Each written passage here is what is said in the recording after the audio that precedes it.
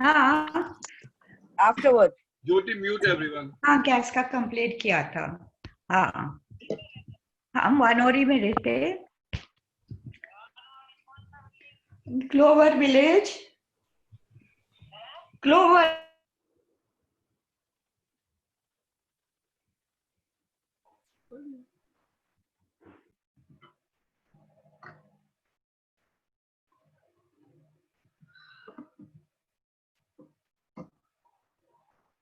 Jai Baba.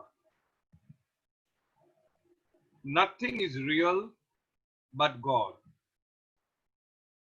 Nothing matters but love for God. God is the only reality. All else that seems real is illusion. God and I are one. Meher Baba. Avatar Meher Baba ki Jai. Jai Baba, everyone. Today is Simran's birthday, Raksha's daughter's birthday. Oh, So wow. we wish her a very happy birthday in Baba's sweet, sweet love. Raksha's daughter Simran's birthday, so you can unmute your mic and sing aloud a happy birthday song to Simran. Okay. Happy birthday to you. Happy birthday to you.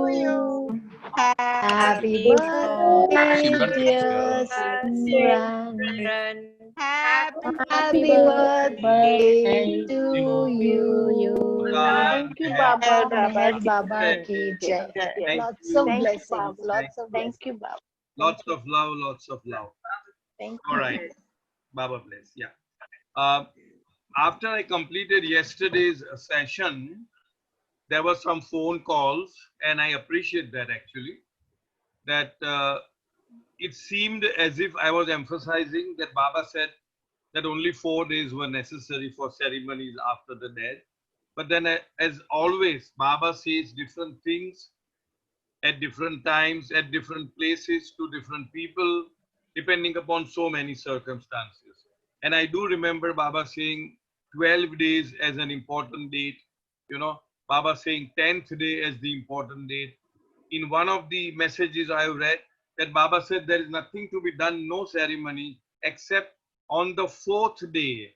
On the 4th day, you just feed the poor people, some X number of poor people. So what I'm trying to convey is that that's why we put this disclaimer that that is not the truth. Whatever I am saying, whatever anybody is saying is not the truth. It may be a part of the truth because we are only picking up bits and pieces from different places. That was one thing.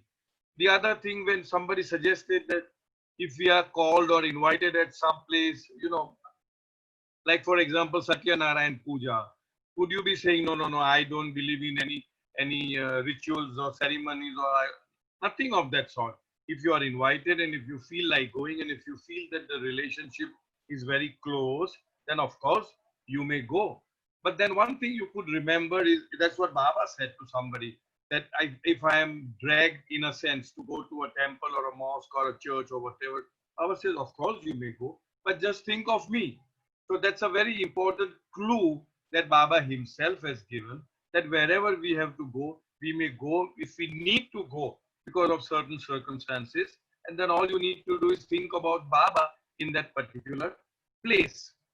Now, again, somebody, as I said, you know, somebody was continuing to do the ceremony after that, several years after that, and we had a dialogue with that. I had a dialogue with that person also, and I also feel now that if that person is feeling a kind of contentment, sukoon, as we call it, you know, I'm feeling nice about it, that consolation, solace, whatever it is, then continue to do. There's nothing, as I say, Baba doesn't talk in terms of right and wrong. He just says from the standpoint of the truth, it has no meaning.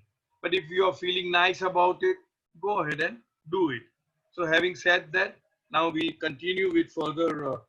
So this one important clue is, if at all you even come across some saintly person, do you mean to say that you would be disrespectful to that person? No, absolutely no. Join your hands, bow down, and think about Baba. Think that Baba is in him and that you are bowing down to Baba. And that's about all. Baba has never ever, recommended, suggested, or counseled that okay, you need to bow down to only me and to be disrespectful to anybody else. Nothing of that sort. The only thing is you need not chase or run after a supposedly spiritual master. He may be a real master also, in the hope that you will get something from that person which you are not getting it from Baba. That case is never. I am sure I did uh, reveal a case, an episode. I don't mind doing it again because that is reinforcing our remembrance. That once there was a program somewhere in Mehrabad, I suppose, and Baba was giving his darshan to so many people. And in that group, there was one person who was spiritually advanced, genuine, spiritually advanced soul. So Baba introduced him to the crowd and said that he is my whatever, he is an advanced soul, and that he is on the spiritual path, and that he also indulges in small miracles. But Baba said, but there's no need for any of you to go to him. And that the day's program ended, and it seemed that one person went to him and asking for a little favor from that person. Now the next day again the Sahwas program was there, and Baba being Baba, he's very shrewd. Baba himself says, "मैं तो उस्तादों का उस्ताद हूँ." He would always ask, how did you sleep? Did you eat well? Did you have your breakfast? Chai? तबीयत कैसा है? Potty किया? Toilet किया? All that is a very common of Baba to ask everybody. Randomly he would ask. So he caught hold of that person who visited the so-called saint, the saint, and asked, how did you spend the evening? How was it? And he was a little evasive because he knows that he had done something which Baba did not like him to do. So he was a little evasive, but Baba being Baba, as I said, he closed on to that person in a time zone when he was with that advanced soul. So he was caught in the trap in a sense.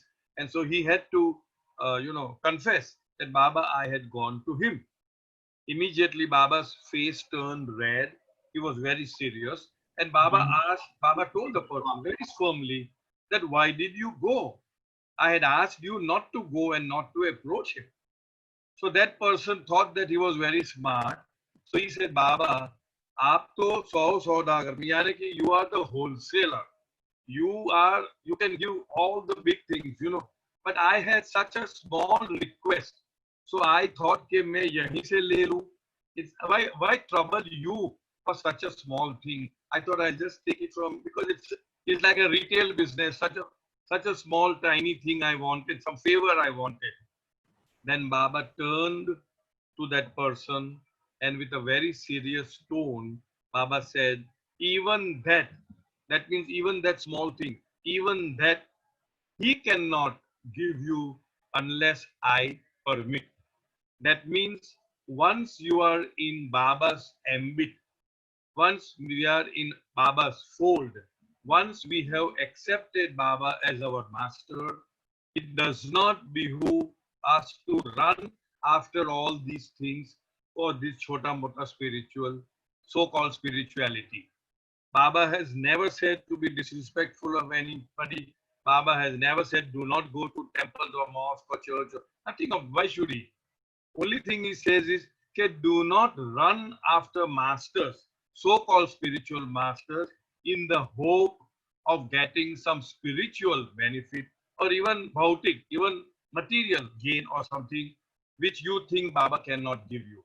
Because once we have surrendered to Baba, we leave it to him to give whatever he wants to give, whenever he wants to give, howsoever small or big he wants to give.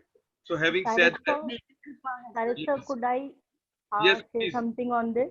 Yes, please. I have many friends who host Ganpati. We have Ganpati festival when Ganesh comes. So they call us for Satnarayan Katha for the Visarjan ceremony. So there was a time when I used to think, oh, I follow Baba and whether I should go or not. But I do go because they are like family. And what you said, I am in the ceremony, but I'm thinking and I'm taking Baba's name. Correct. And since I belong to a family, back my in-laws go to a lot of temples. So sometimes it becomes compulsory. We do go with them. You But I must. keep on chanting Baba's name and I see Baba everywhere. So I don't feel, I'm doing anything disrespectful to others also. And I'm keeping the balance in the family, if you understand. That's the most practical thing to do. Yes. I remember an instance where the husband was not a follower of Meher Baba and the wife was. And there was always khich-pich in their family, And it was not a very pleasant thing to be, always fighting on an issue about Meher Baba. And so when once the lady came for Baba's darshan and this was brought to Baba's notice, and the main issue was that they had put up a nice big Baba's frame and that she was praying to Baba in that frame, And Baba very, very beautifully said, what is there in a photo? What is there in a frame? I am in your heart. So if your husband feels happy, if you remove the frame and just throw it out or just pack it into something and just let it lie there, it's perfectly okay. So see how practical our master was, that he gave a lot of importance and weightage to harmony within the family members and not to have any kind of disharmony just because one of the spouse is following Meher Baba. So that's again a very important and a very practical message for each one of us, coming straight from Baba's mouth, as they say, straight from the horse's mouth. So, Meher Kripa has a Meher Kripa, you have a question? Jai Baba. Jai Baba. Thank you. For quite a long time, there is one question in my mind, as sometimes it was said that when the death occurs, that soul remains that place for 3 days. Okay. I may not be perfect in the words. Okay. So suppose it occurs in the travel, while in the travel. Mm-hmm. So in between, suppose I'm going from Mumbai to Mehrabad, Okay. and then it occurs in between somewhere before reaching Mehrabad. Okay. And then my dead body is taken to Mehrabad. Okay. And then in between, suppose I drop my body in Are Fate. Okay. So what happens? No, please, Cyrus. This how has precise happened. it This has happened. Okay. This has happened with my child. Okay. See, frankly, So we were taking him to Mehrabad, and it so happened that while his hand was in my hand, and I was saying Meher Baba, and maybe that time only it occurred. But naturally, last sound we heard when we were bringing him from Samadhi, and after coming out of the Samadhi, there was a sound. So I don't know, but then still, or suppose in case of soldiers who are gone in the battlefield and then their dead bodies are taken to their places. So what in that case? See, first of all, let me confess that I don't know the answer. Because I don't know the answer, meaning there is nothing specific about this case written, or I wouldn't say not written, but I have not read anything specific on this case. But Baba did say that the soul retains the connection with the body or with the place, where it has dropped this body to a maximum of 3 to 4 days. That is there. So if, in my understanding, sorry? No, not necessarily favorite place. No, I don't know. Soumya says that the favorite place. I don't know.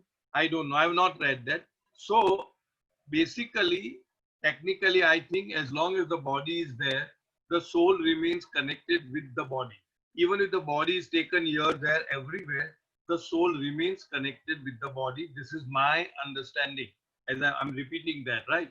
And once the body is disposed of, let's say cremated, buried, whatever it is, the soul remains in that vicinity for maybe 3 or 4 days. And then that is the reason why, you might find souls hovering around the cemetery or places where bodies are cremated or buried. Why? Because the soul is retaining that connection, and because of the prayers or the mantras, the body is dissociated and it goes on its onward journey. This is my understanding. So if you say that in this fatak or that fatak the body has been dropped, but if the body has been taken to Mehrabad, then I think it's a very fortunate thing that the body is taken to Mehrabad. I'm sure the soul will follow the body right up to Mehrabad, and once the body is cremated, gradually it dissociates. It may not be just a cut. It may be, see, again, basically what we must understand is that it is only a perception. It is only the mental connection that is there with the soul. And gradually the soul dissociates itself not only with the body, but everything connected with the gross, and then enters into what is called the semi-subtle world or the astral world with an astral body. There's another body called the astral body, which is more or less similar to the physical body that we had while we were on earth, and with that astral body, it enters the astral plane and goes to the level at which, based on your own samskaric, as I said, preponderance, the good, the bad, or whatever it is, based on that, it will go to that particular level of what we call as heaven of that astral plane. There are various levels in that. Many people mistake those levels as the planes of consciousness. There is a book, very nice book actually, Laws of the Spirit World by Bhavnagri, Khorshid Bhavnagri. It's a very beautiful book. But that book, in my understanding again, is mistaking the 7 heavens within the astral plane as the spiritual planes of consciousness. I hope I'm making myself clear. Just because a person dies does not mean that he will enter the spiritual planes. Because in that book they are writing, he has entered the 6th heaven or the 6th plane, something like that, golden robe or silver robe and all that. That may be there, the robe and all that would be there like an astral body. But it definitely not belongs to the inner spiritual planes which Baba talks about in God Speaks. This is the astral plane. We are digressing, but never mind. The astral plane is like an antechamber. It is like a go-between the gross and the subtle. Baba has beautifully explained it thus. He has explained it in example of a egg. Egg we have seen. For those who are vegetarians, I don't know, I'm sure they would have seen the egg. The outer egg may not be the inner egg. Now, egg has an outer shell. That Baba calls it the gross. Then there is the white, the whatever you call, we call it safedi, white. That is the subtle. And then there is a yellow yolk, yellow bolo, orange bolo. Nowadays, they have even discovered some blue or green yolks. But anyway, so that is the mental, right? But if you minutely observe, between the shell and the white, there is a thin filament, a very, very thin membrane-like thing, very, very thin filament. Baba, these are Baba's words. That is like the go between the gross and the subtle. Because gross was the shell and the subtle was the white. So Baba says that there is a thin layer between the gross and the subtle, and that thin layer is the semi-subtle or the astral world, where the disembodied souls reside for a certain period of time, experiencing the so-called states of heaven or hell. It's a mental state, and utilizing or spending their prepondering, which means the heavier samskaras, and as they are about to be balanced, that particular soul again reincarnates in the gross human form. That is what Baba has explained. I don't know if that answers your question, Meher Kripa. Yes, This is what very clear. Thank Very you. clear. Thank you. Thank you, Meher Kripa. Thank you. Okay, so now we are reading page number 67 on sounds and, I'm sorry, on sound and planes. Can some idea be had of what sound is like from higher planes? Does it in any way differ in intensity or frequency of vibration from the sound of the physical plane? This is rather difficult to explain and still more difficult to understand as it relates to subjective experience. However, know this, that sound obtains throughout all the 7 planes, differing in its expression of feeling and bliss. The sound, sight, or smell of the higher planes can, with no stretch of imagination, be likened to what we are used to on the physical plane. It is sometimes altogether different in nature, quality, and expression, but all the same, for the sake of description and analogy, we can do no better than use the familiar terms, namely sound, sight, and smell. Our physical organs of hearing, seeing, and smelling are useless for experiencing and enjoying the higher planes. Therein, it is a different eye that sees, a different ear that hears, and a different nose that smells. You know already that there are inner senses, a counterpart of the external senses in man, and it is the former that experiences the higher planes. Okay, we'll go step by step. What is important to understand is, I am assuming that we are all gross conscious human beings. That means predominantly our samskaras are gross, sthul. It's also called sthul jagat or sthul bhumika, anna bhumika. So we have got only 5 senses of perception. But as we enter the planes of consciousness, we get more and more subtle senses of perception, which are totally different from our 5 senses of perception. Even in our dream state, we use the subtle senses of sight, of smell, of hearing. We do use the subtle senses unconsciously and indirectly. But Baba says that even though we use those senses, the experiences that we experience during the dream period are always connected with the gross. Because we are gross. Although we are using those senses, our experience will be only gross because we have not gone beyond the gross. So here Baba says, the questioner is asking, can some idea be had of what sound is like from higher planes? Does it in any way differ in intensity or frequency of vibration from the sound of the physical plane? That was the question. The answer is, Baba says, this is rather difficult to explain and still more difficult to understand as it relates to subjective experience. Now, subjective experience means what? Subjective experience means experiences of that particular person only based on the subjectivity of his own mind. Take for example, we have a person who is suffering from, let's say, dementia or Alzheimer's or a bipolar, that person sees things which are not there at all. They hallucinate.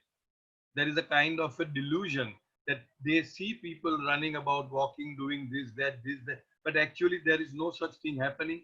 We don't see them. So this is a subjective experience.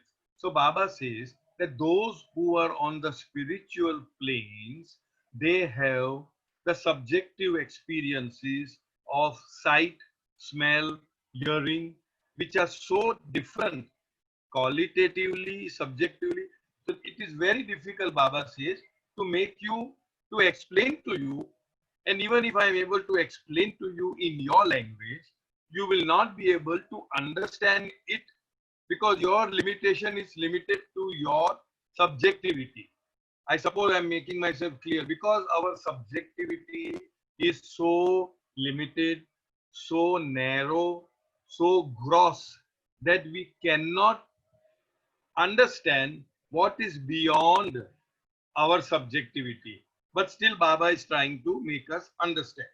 So that is why Baba says that it is very difficult for me to explain and more difficult for you to understand because it's a subjective thing. Now I remember one case, I don't think it's given here, but something somewhere else I read. Baba said that if I have to explain to somebody what is a headache, and if that person has never ever had a headache, I just cannot explain to him what an headache is, and he will not be able to understand what an headache is unless I give him a tight whack on his head or a blow, a club with something, and all of a sudden he gets a headache. Then he knows, oh, this is the headache. So there are certain areas which we can only talk about, speak about, read about, but we have no experiential knowledge about those things, and that applies to all the aspects beyond the gross world. We are just talking about the subtle world. In the subtle world this happens, in the mental world this happens. We are just talking, but our understanding is circumscribed or limited to the gross subjective experiences only. We cannot cross over that realm.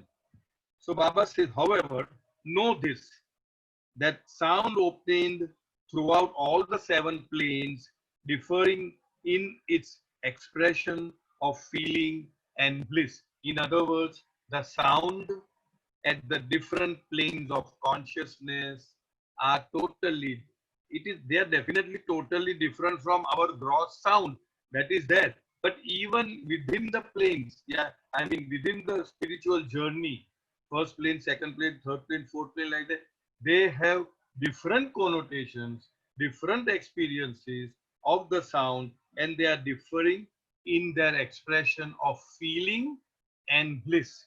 So they do hear those beautiful sounds, and they do evoke a certain feeling, and they do give you a certain sense of bliss, but they are differing in each and every planes of consciousness. The sound, sight, or smell of the higher planes can, with no stretch of imagination, be likened to what we are used to on this plane, physical plane. You can't compare it with all that we are accustomed to in the physical plane. So how can we understand? It is something altogether different in nature, quality, and expression. It is altogether different, but all the same, for the sake of description and analogy, we can do no better than use the familiar terms because we are familiar with the terms sound, sight, and smell.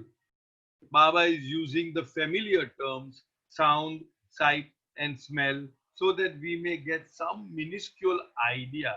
But these are not the terms which connote what the feeling and the expression is in the inner planes of consciousness. Only when we enter those planes, then we will realize what actually is the sound, what actually is the sight, and what actually is the smell. Our physical organs of hearing, seeing, and smelling are useless for experiencing and enjoying the higher planes. They are useless. Why? Because they are connected with the gross body.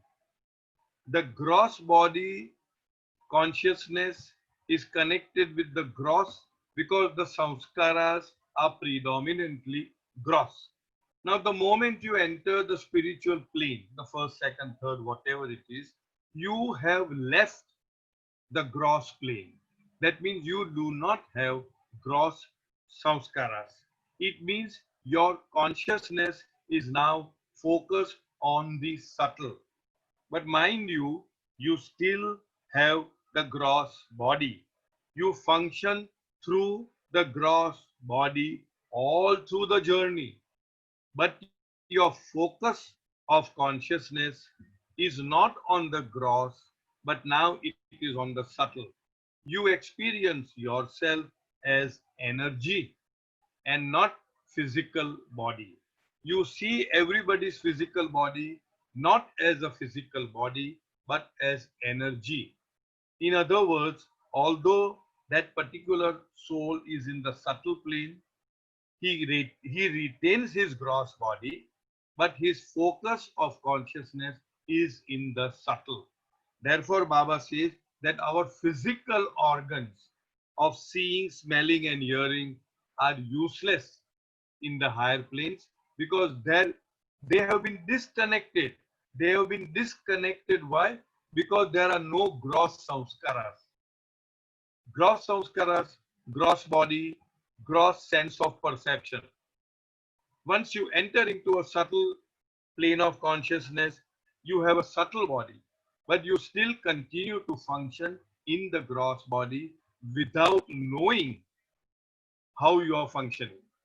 Just as how a somnambulist, a person who wakes up in the middle of the night and walks, is a sleepwalker, we call it sleepwalker, opens the fridge, has a bottle of beer, has some cheese, wine, whatever.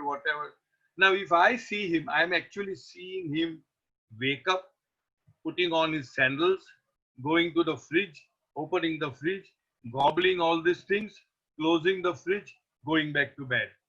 But he is not aware of what he's doing because he is now focused in some other consciousness. But I am seeing, I am focused in the gross. So I am seeing that person walking and doing all this. But if I were to tell him in the morning that you did this, he would say, no, never, I never did it. Why? Because his consciousness at that time was not focused on the gross. I suppose I am making myself very clear. This will help you in your God Speak session also. How a person in the subtle consciousness is not conscious of the gross, not conscious of the mental, not conscious of the God state, and so on and so forth. So coming back to our reading, therein it is a different eye that sees, a different ear that hears, and a different nose that smells. It is not the same eye, ear, and the nose. You know already that there are inner senses, just like how we have got outer senses, there are inner senses, a counterpart of the external senses in man.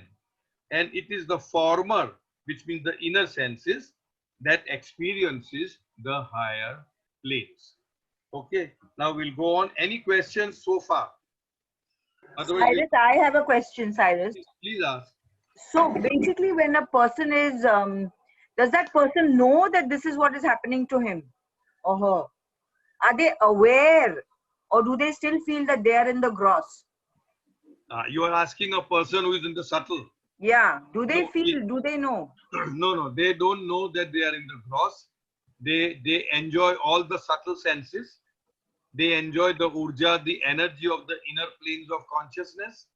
They use their inner eye, the inner smelling, nose, and the inner ear for experiencing the inner world, but they are in the gross. The gross body is there, but their consciousness is focused in the subtle. So they know that they are in the subtle then. That's what I'm asking. Yes, They know. that Yeah. they are in the subtle Yeah. and not in the gross. Not in the gross. Okay. That's what I was asking. I'll just explain a little further. Mm. I would say I am in the gross, but I am using the energy of the subtle and the mind of the mental without knowing how I am using it. I am using it indirectly. I think there's Kadambari, there's a mic is open. Zia, your mic is open. Sorry. Doesn't matter. Zia, your mic also, and Kadambari.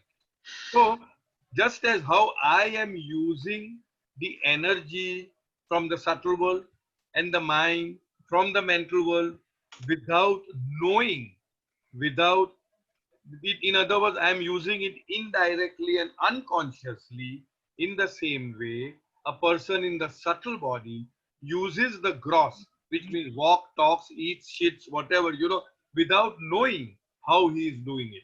Because his focus is only on the subtle, just as how my focus now is only on the gross.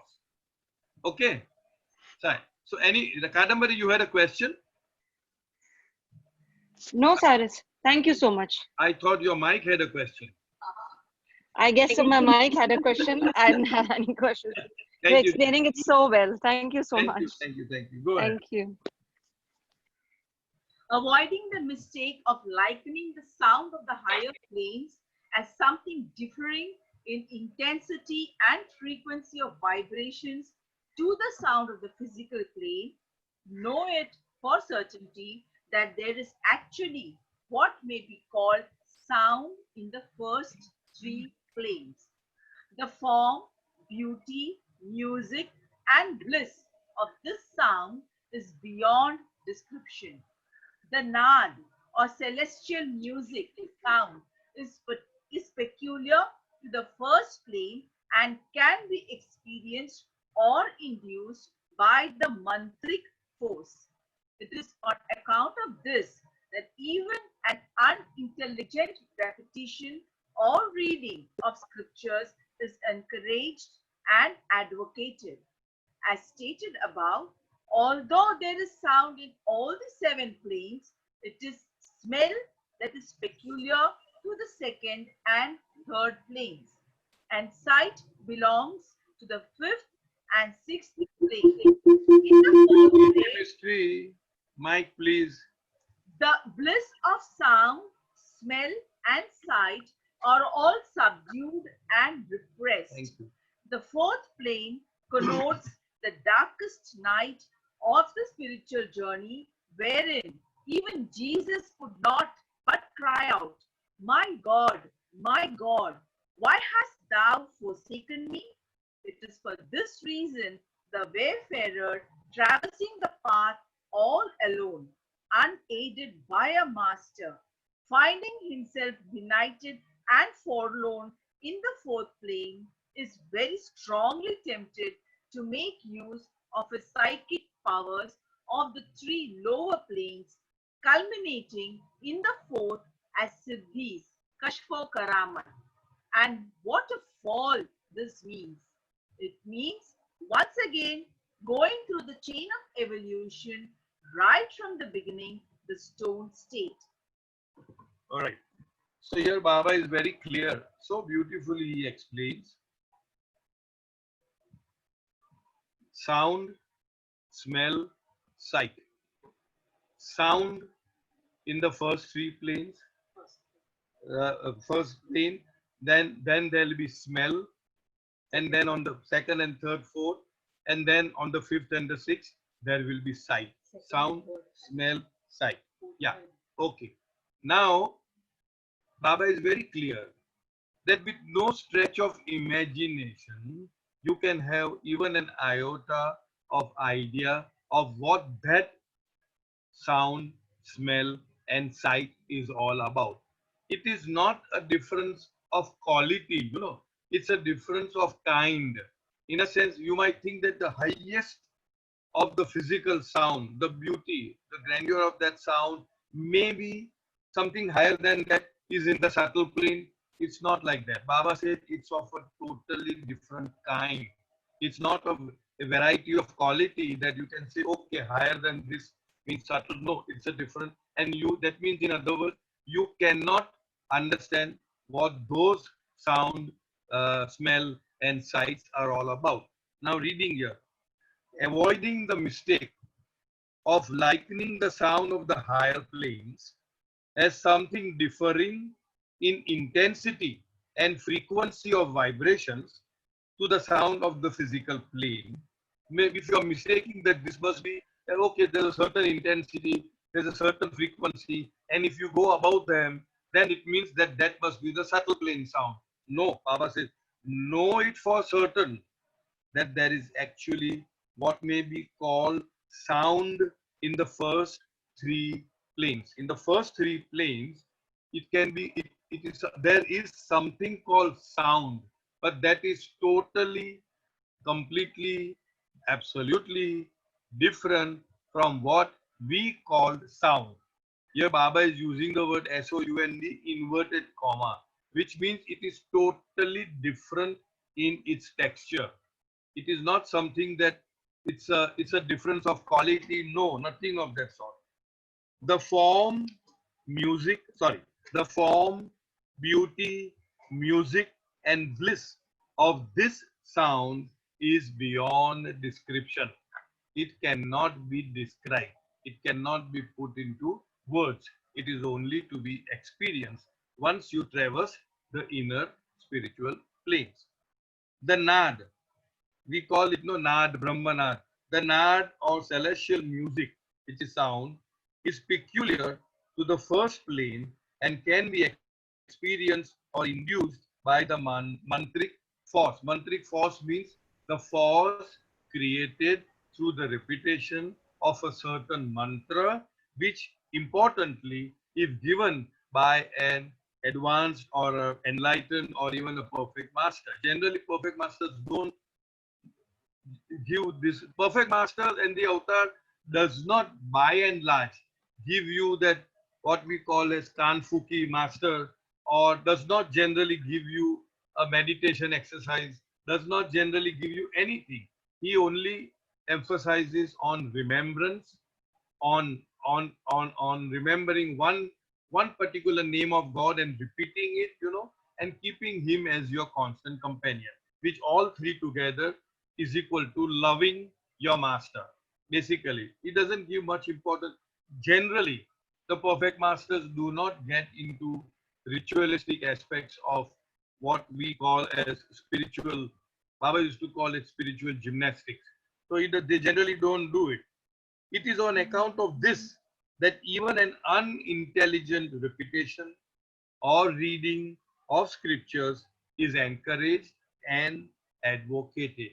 Yesterday we read that the whole arrangement of the mantra is such that the intonation, the sound that comes out of that repetition over and over again, that itself creates a mantric force which helps an aspirant to move forward. Baba somewhere else also says that the same mantric force can be used for even bad purposes, because that's nothing but energy. Mantra is nothing but energy. You create an energy, you create a certain aura around you, and you can use that for a good purpose or for not so good purpose. As stated above, although there is sound in all the seven planes, sound is there in all the seven planes. Baba talks about in the first three planes, you can call it, there is something, Baba used the word, there is something called inverted comma sound, which is not describable, cannot be described. As stated above, although there is sound in all the seven planes, it is smell that is peculiar to the second and the third plane. So in the second and the third plane, the smell is peculiar. The smell would mean aroma, the aromatic smell. Some people do, even amongst the group that is here, some people do get the smell of a rose or of a lily or some flower. You are approaching the samadhi and you get it, you're far away, but you just get a whiff of that smell. Or sometimes you are sitting alone and remembering Baba, praying to him in a photograph, and you get a smell. So these are just whiffs coming, this, as Baba would call it, a breeze, hawa.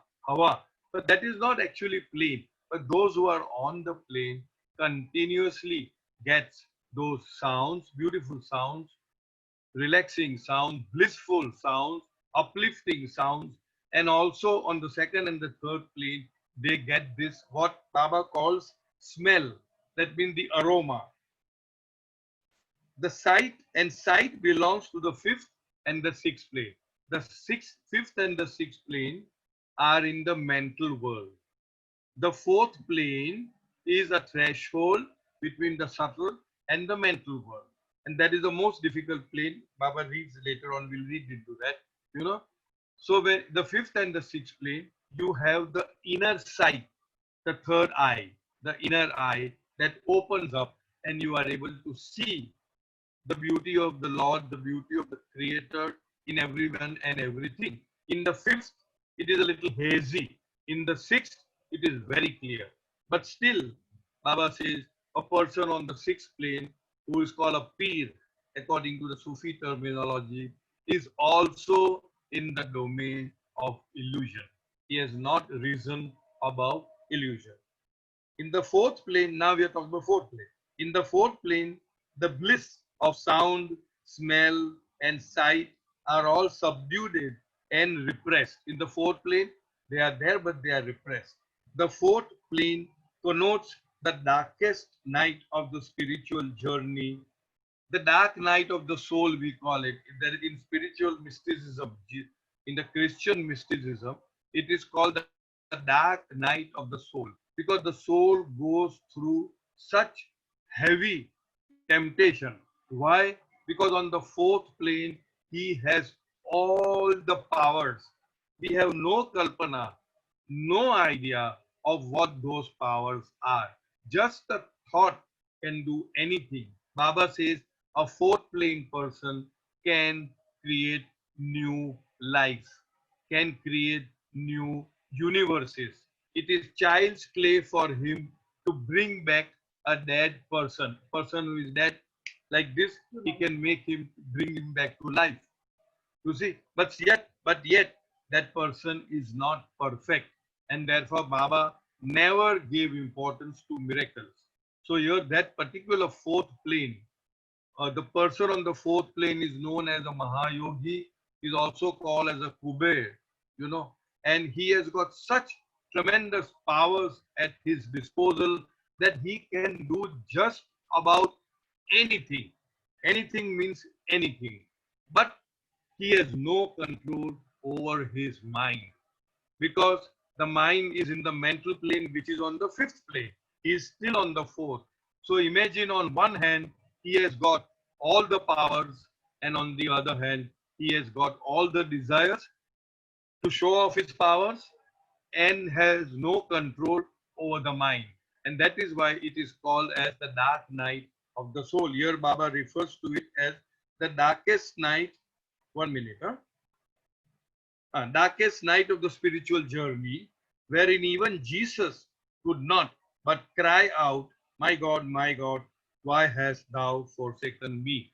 Now, again, in my understanding, at somewhere else, Baba had said that every time when the avatar comes, he stations himself. He is above all the planes, but he stations himself on a particular plane, depending upon what role he has to play in that advent. And about Jesus, Baba said that he had stationed himself on the fourth plane because he had to perform several miracles in his lifetime that was necessitated at that particular point in time. Another thing, we talk about the darkest night and the temptation. Somebody did ask Baba that Jesus was tempted, whatever that may be. And Baba said, no, Jesus can never be tempted.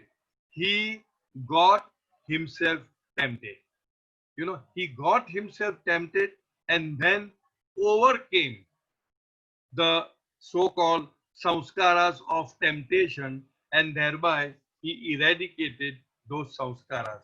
It is very much beyond us, but suffice to say that when the avatar comes, he takes upon himself a certain element of the so-called samskaric element.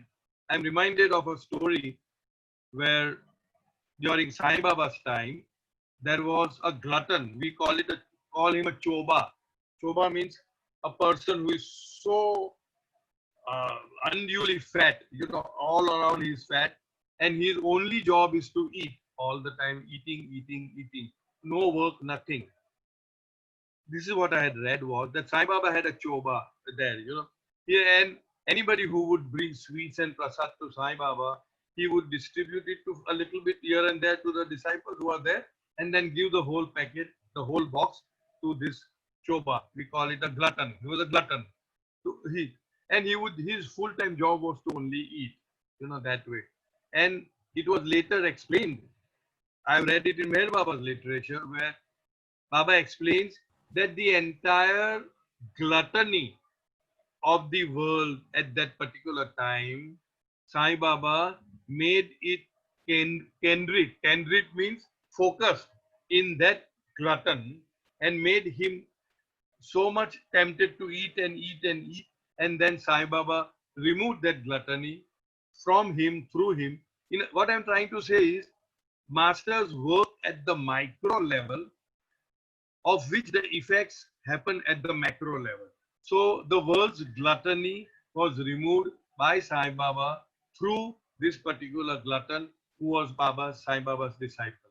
So basically, at the time of Jesus, there might be so many different types of temptations. So Jesus took upon himself all the temptations and then overcame the temptations, which means he eradicated the samskaras of temptations which were highly prevalent at that point in time during the Jesus. And therefore he stationed himself on the fourth.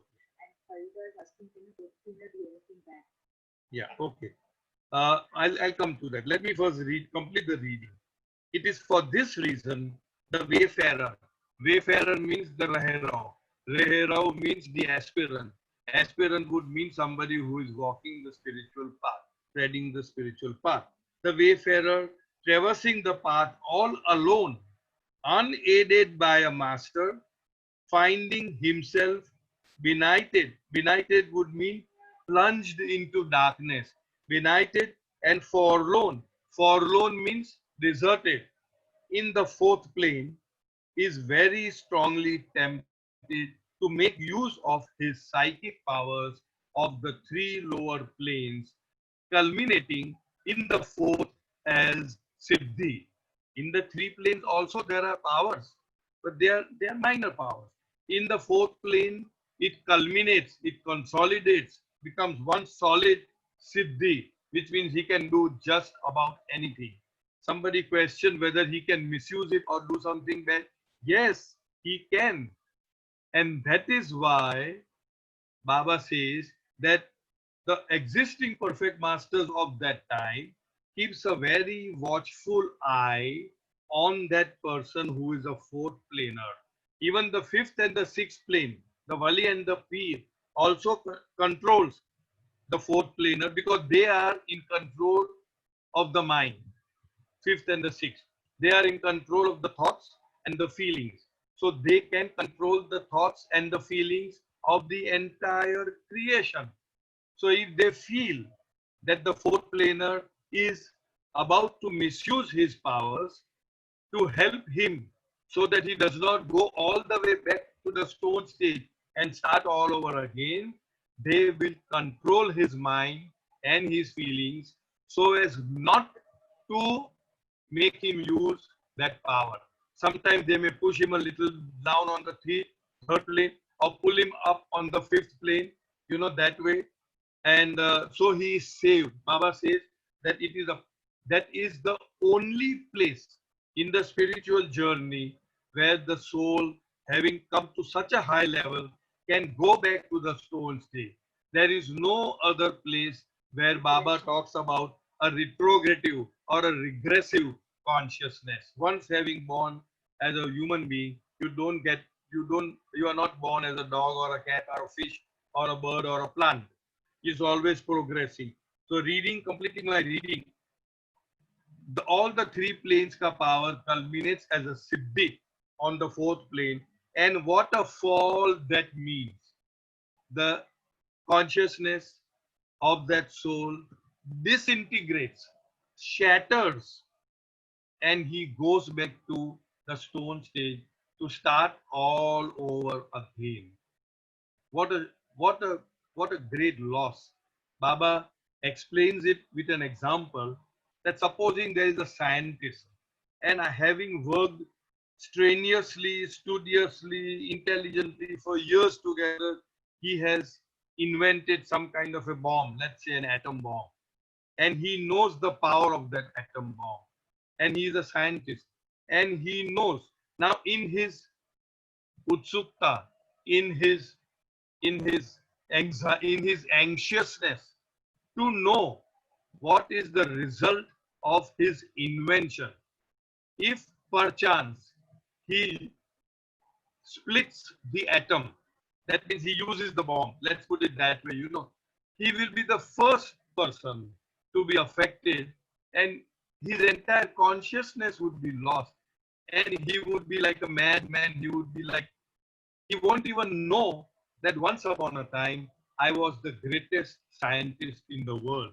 So that person who misuses his power on the fourth plane will go all the way back to the stone stage and has to start all over again, not even having a whiff of the idea that once he was such a high soul, only 2 steps away from achieving the highest state of consciousness, which is God realization. So Baba says, and what a fall this means.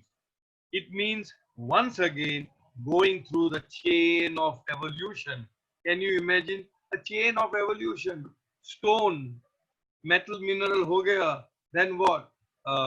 Plants, that is vegetable, then what? Kire makore, worms and all that, then what? Fish, bird, animal, human being, 84 lakh thappar, reincarnation in human being, and then the evolutionary journey. All that he had traveled, all lost like this. Why? Because he was not aided by a perfect master. That's what Baba says. If you make your progress unaided by a perfect master, then you may be tempted to make use of your siddhi, in which case there is a fall. But Baba also says somewhere that it's a very rare occasion, because all the ones who are above him, that is the fifth plane, the sixth plane, the perfect masters, they are keeping a watchful eye on all those who are on the fourth plane. And if they are trying to misuse it, they would either pull him up or push him down. Whether the master who is at that time perfect master is a Jamali or a Jalali, depending upon that, he would do it, and he would save that person from falling. But Baba did say that such an incident has happened in the past. So that means there must have been a few souls who have misused it and they've gone back. So it means that once again going through the chain of evolution, right from the beginning, the soul own state. Now there are 2 more paragraphs. Let Soumya read it, and then we'll open up for question and answer. The seventh plane stands unique. The sound, sight, and smell here is divine in essence and has no comparison to that emanating from the lower planes. In this plane, one does not hear, smell, or see, but becomes sound, smell, and sight simultaneously and is divinely conscious about it.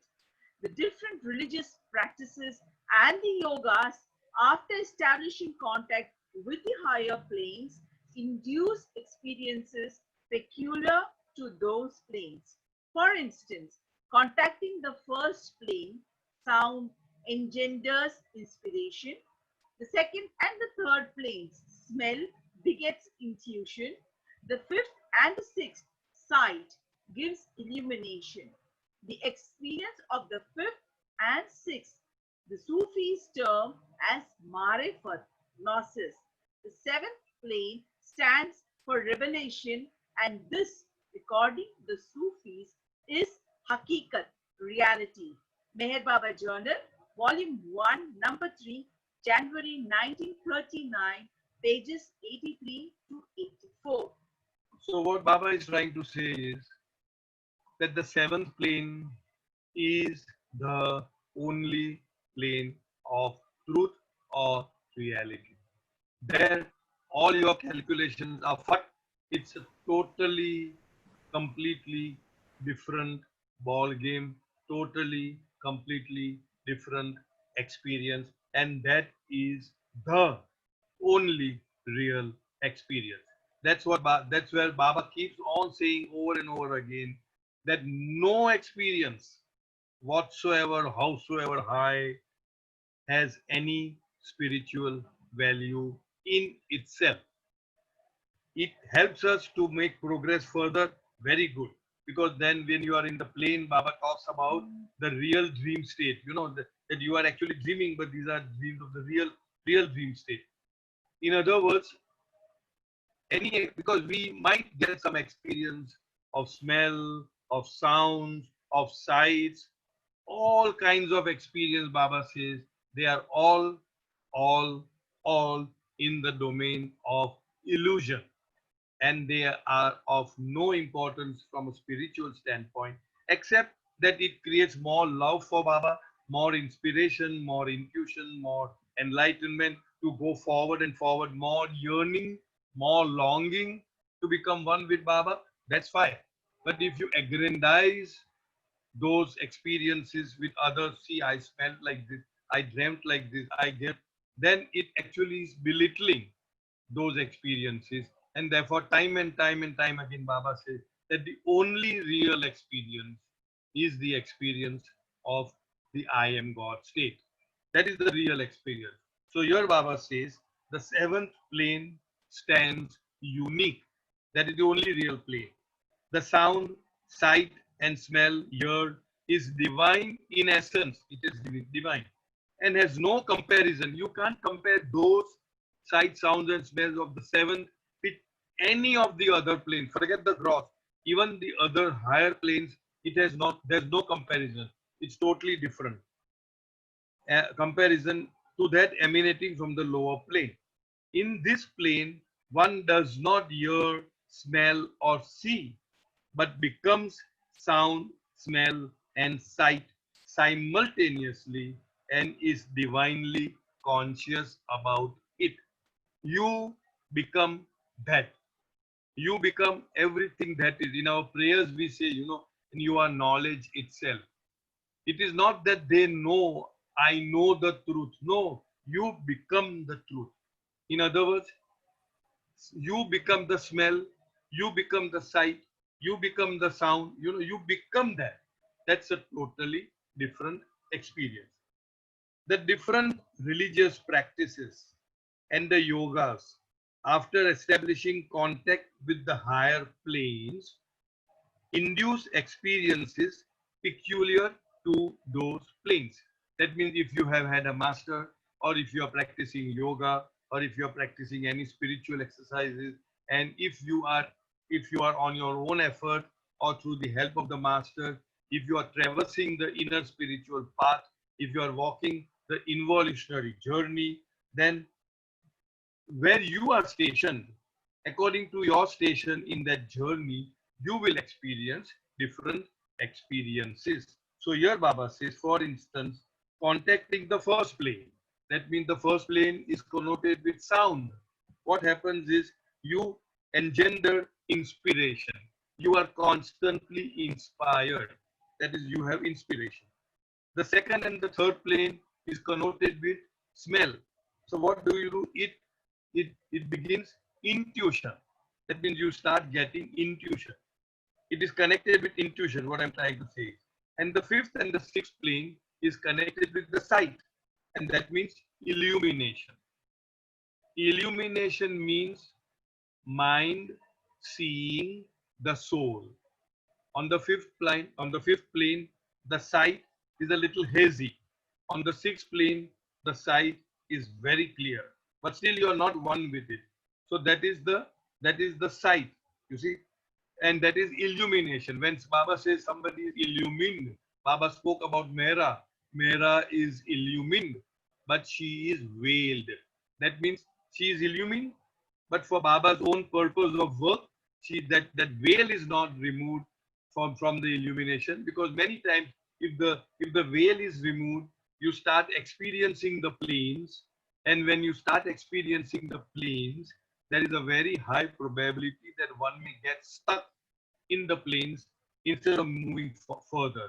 And therefore Baba did say that I take my circle members blindfolded, so that although they are on the planes, they do not have the experiences of the riddhi siddhi of the sight, sounds, and smells, and they are not aware of it. And because they are not aware of it, they can move very quickly and safely towards the goal. Otherwise, you might get stranded in that particular spot. So here Baba says the experience of the fifth and the sixth plane, the Sufi terms as marifat, gnosis. We have done this before, Shariat, Tariqat, marifat, hakikat. So marifat is the inner spiritual knowledge for which you don't have to learn through the books. You experience that knowledge. You just know automatically. So that is marifat. And the seventh plane stands for revelation. And this, according to Sufis, is hakikat or the reality, God realization, self-realization. Here ends this chapter. It's from Meher Baba Journal, Volume 1, number 3, January 1939, page numbers 83 and 84. It's 6:05 now. Any questions? I would be very happy to answer, and then we can close. Yes, Yes, sir. I have a question. Rakesh wants to ask something. Yes, Rakesh. Yeah. So, Jesus was the avatar, and the journey of avatar is of descent. Correct. So, how can the avatar station himself in the fourth plane and still have sanskaras to deal with Correct. when These are- he is fully conscious of all the planes? Yeah. We had done this before, that there are different types of samskaras, the binding samskaras, which are our samskaras, the prarabdha, and then there are vijnani samskaras and yoga samskaras. So basically those samskaras are non-binding for the avatar as well as for the circle members. They are not binding. But the avataras are there so that the body and the soul remains intact. Otherwise, without samskaras, there can be no body. So although, as I always say, all God realized masters retain their God realization and regain their consciousness of the lower planes of consciousness. And the avatar, whenever he comes, depending upon the work that he has to perform in that particular advent, stations himself on any one of the planes, go between planes or even on the seventh plane, depending upon what function he has to perform in that advent. Now it seems that Jesus was known for creating a lot of miracles. And miracles, the plane of miracles is the fourth plane. But just because Jesus stationed himself in the fourth plane does not mean that he has lost his consciousness of the I am God state.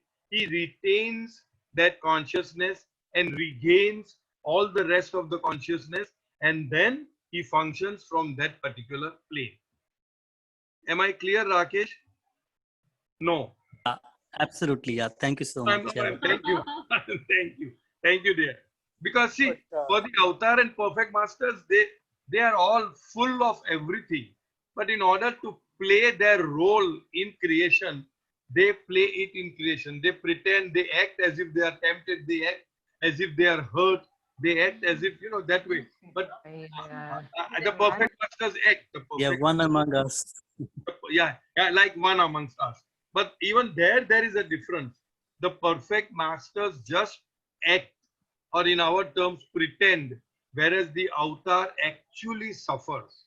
When Baba had gone to the West, and the Westerners want in the biting cold, Baba was asked to give an interview with a free-flowing malmal sadra, that muslin sadra, thin sadra. He was actually feeling cold, and Mandli was so angry with those people that what do they think Baba to be? And Baba had to act as if he's not feeling cold, because he had to make them feel, because he was the avatar. People thought that being an avatar, he doesn't feel cold. And then, of course, that was very initial when the Westerners got to know Baba in the 1930s. Then later on, Baba explained that the avatar actually goes through, because he is God becoming man. Whereas the perfect masters don't actually, they just pretend, because that is man becoming God. So that's the difference. All right. Anybody else? Cyrus. Yes, Merchanji. See, after we read it, the fifth plane and sixth plane, seventh plane, they doesn't perform the miracle. No. But, I'm telling this, the sixth and seventh doesn't perform miracle, but they perform miracle through right, third, fourth. Right. Like their agent. Right. But So because where they is the can question control, of? because they can control the minds and the feelings of everybody in creation. Ah, So I have my doubt, because my doubt is that when Jesus was in Avatar Perfect, yes, coming to the miracle, he can perform those miracles through the lower planes, his agents. yes, But he yes. didn't do But that. but he used his own physical body, because this is what I'm quoting from what Baba said, Yeah. that he stationed himself on the fourth plane because his job was creating miracles, Yes, he was not- and fourth plane is the miracle, is the plane of miracles. That way. As an avatar, he had to do the duty. That's Uh-huh, why he was No, no, what dedicated. he's saying I is he understood. could have done through the others. Yes, you are right. But as an avatar, he had a duty to perform himself. And that is why he did the miracles himself. Anybody else? Cyrus Jai Baba. uncle, I have a question. Yes, Pari. Like when someone is on the involutionary path Yes. and when they die and become disembodied souls, do they experience the heaven and hell state or they don't? They stay. Very good question. Those who are on the fourth and beyond, they do not get into the semi-subtle or the astral world. They have a different place, so-called place. What obviously they are spiritually advanced, so they do not experience hell. There is a different heaven for them, and they have to, but they have to come back again in the gross physical form, retaining their higher consciousness, and then again moving forward in that particular life. So if you are asking whether they go into the astral world, then no. If they have gone beyond the fourth, then they do. No, they don't go there. They have a different aspect of what we call as heaven. They stay there for a while, and then they have to come back, because all spiritual progress is in the gross plane, and all God realization had has to be had in the gross plane, on the earth, in the physical body, in the gross physical body. So they have to come back, but they don't have to start all over again. The spiritual journey, they just have to pick on from where they have left. But the physical journey, obviously, they will be born, they will be they will be given, Amul milk powder, and they have to do 2 ones are 2, 2 twos are 4, and Baba black sheep and all that. They'll be doing that, but gradually, their plane or their consciousness gradually will unfold, and then they will themselves realize that I am a little different from the rest of the people, and that is where he will realize that he is advanced, and he will pick on from there and start his spiritual journey again. And if he is fortunate to encounter a perfect master in that lifetime, I am sure the perfect master will push him through very rapidly and even give him realization in that very life itself. But if he doesn't find a perfect master, then he has to go round and round, and again he will die, again come back, again he will die, and again come back. So that is that. Does that answer your question, Pari? Yes, yes, understood. Thank you. Thank you. Anybody else? Right. So no. So fine. Now we are at 6:13. We call it a day. If people are wanting to join the God Speak session. So thank you, Baba. Avatar Meher Meher Baba. Baba ki jai. Thank you. Meher Baba ki jai. Thank you, sir. Thank you. Thank you. Thank you.